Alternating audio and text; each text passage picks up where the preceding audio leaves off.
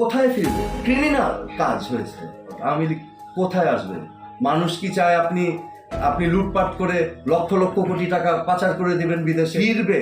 কোনো আত্মসমালোচনা নাই, অনুশোচনা নাই, আত্ম উপলব্ধি নাই, কোথায় ফিরবে? ওয়ের? আগে তো ইউ হ্যাভ টু অ্যাকনলেজ যে যেটা করেছি, যেটাকে সমর্থন দিয়েছি, this was not right. Awami লীগকে নিয়ে বিস্ফোরক বক্তব্য দিল সোহেল তাজ। সাংবাদিকের প্রশ্ন ছিল যে আওয়ামী লীগ কি আবারও ফিরে আসতে পারে বা কোন রূপে ফিরে আসবে। তার পরিপ্রেক্ষিতে যেভাবে ধুয়ে দিল বা যেভাবে বলল, আসলে বিষয়টা আপনাদেরও একটু শোনা উচিত। আপনারা হয়তো বা অনেকেই এই সোহেল তাজকে চেনেন। তার কথার সাথে আমিও একমত। তার কারণ হচ্ছে সেই স্বৈরাচার সরকার শেখ হাসিনা সে দেশকে যেমনভাবে লুটপাট করেছিল এটা কিন্তু প্রত্যেকটা মানুষই জানে। তো যখন সেই স্বৈরাচার সরকার নিজের পিছন বাঁচাতে পালিয়েছে, নিজেকে বাঁচানোর জন্য যখন পালিয়েছে, তখন সে আবার ফিরে আসবে এবং কী রূপে ফিরে আসবে এটা তো জনগণের একটা ভাবনা থেকেই যায়। কিন্তু আদৌ কি সে ফিরে আসতে পারবে নাকি আসতে পারবে না? তো যাই হোক, এই প্রসঙ্গ নিয়ে এই বিষয়টা নিয়ে সোহেল তাজ সে কী বক্তব্য দিচ্ছে, তার কি ধারণা, তার কি ওপিনিয়ন, তো সেটা আমরা একটু শুনবো এবং অবশ্যই মনোযোগ দিয়ে শুনবো। তো চলুন মেন ভিডিওতে চলে যাব, কথা বেশি বড় করব না। ভিডিওতে যাওয়ার পূর্বে আপনারা যারা আমার চ্যানেলে নতুন আছেন তো অবশ্যই চ্যানেলটি সাবস্ক্রাইব করে পাশে থাকা বেল বাটনটি অন করে দিবেন, যাতে করে পরবর্তী ভিডিও সর্বপ্রথমে আপনার মোবাইলে চলে যায়। তো চলুন আগে সেই ভিডিও ফুটেজটি দেখে আসি, যেখানে সোহেল তাজ সে বিস্ফোরক বক্তব্য দিল এই যে আওয়ামী লীগকে নিয়ে। তো সেটি আগে শুনবো, তারপরে এটি নিয়ে আরও কিছু কথা আপনাদের সাথে শেয়ার করবো। তো চলুন সেই ভিডিওতে চলে যাই। কোথায় ফিরবে? ক্রিমিনাল কাজ হয়েছে। আওয়ামী লীগ কোথায় আসবে? মানুষ কি চায় আপনি আপনি লুটপাট করে লক্ষ লক্ষ কোটি টাকা পাচার করে দিবেন বিদেশে? আওয়ামী লীগ রাজনীতিতে ফেরা দরকার, কি রূপে ফেরা দরকার? ফিরবে?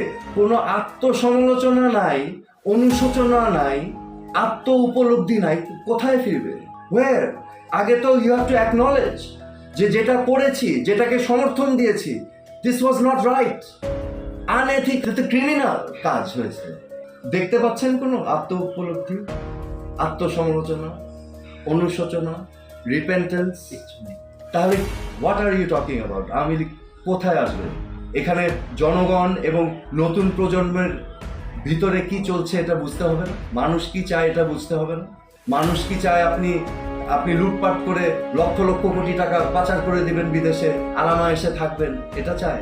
এটা আমার ব্যক্তিগত অভিমত। এখন যদি জনগণ চায় পরিবর্তনতন্ত্র, they can do it, but আমি বিশ্বাস করি না পরিবর্তনতন্ত্র। ঠিক আছে, আমি আমার একটা পরিচিতি আছে, এখন পরিচিতি তো আমি সরাতে পারবো না। আমার যে মেধা যোগ্যতা আছে, আমি যদি ফিল করি সেটা দিয়ে আমি কিছু করতে পারবো, তাহলে ইটস অ্যান অপশন, রাইট? কিন্তু আমি দাবি করব না যে আমি তাজউদ্দিন আহমেদের ছেলে, এই জন্য আমাকে নিতে হবে। No, that's not right.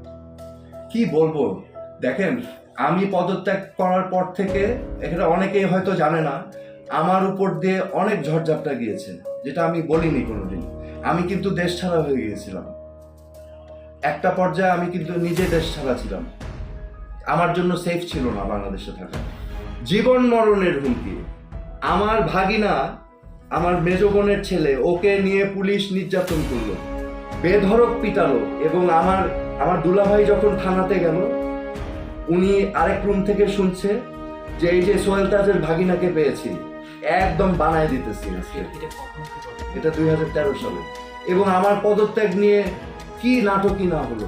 আমরা টিভিতে দেখলাম, এই যে আপনি যে মূল কথাটা বলছিলেন যে গুলি করে মারার দৃশ্যগুলো, আমিও টিভিতে যখন দেখলাম, আমিও ঘটনাগুলো দেখলাম। এখন আমার যেহেতু অভিজ্ঞতা আছে, আমি দেখে তো বিস্মিত হয়েছি যে এ কি, এটা তো পুরা 1984 এর প্রপাগান্ডা চলছে, যে একটা জিনিসকে আরেকটা বানিয়ে তারপরে ওইটা বারবার সব টিভি চ্যানেল দিয়ে বলানো।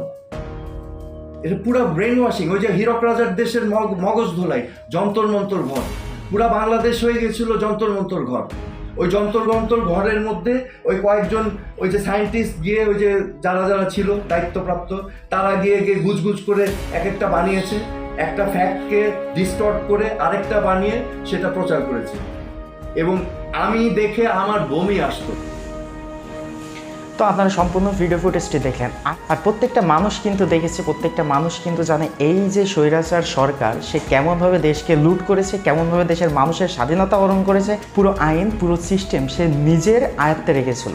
তার জন্য কিন্তু দেশে সর্বদাই অরাজকতার সৃষ্টি হয়েছে, এটা আমরা দেখেছি। কথা বড় করব না, এই যে সোহেল তাজ যে কথাগুলো বলেছে, আসলে সে কথাগুলোর সাথে কি আপনাদের মতামতের মিল আছে? যদি থেকে থাকে অবশ্যই কমেন্ট বক্সে সেটি আমাদেরকে জানাবেন। যাই কথা বড় করবো না, দেখা হবে পরবর্তী ভিডিওতে। সে পর্যন্ত ভালো থাকবেন, আল্লাহ হাফিজ।